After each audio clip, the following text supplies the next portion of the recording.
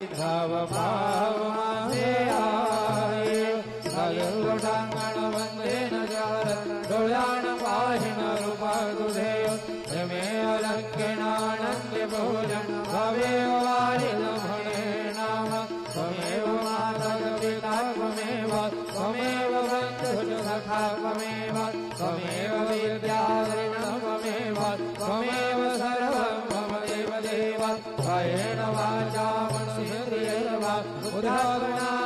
प्रकृते स्वभावा करोमि यज्ञ सकलं परस्मै नारायणायति समर्पयामि अच्युतं केशवं रामनारायणं कृष्णदामोदरं वासुदेवं हरे श्रीधरं माधवं गोपिकावल्लभं जानकीनायकं रामचन्द्रं भजे हरे राम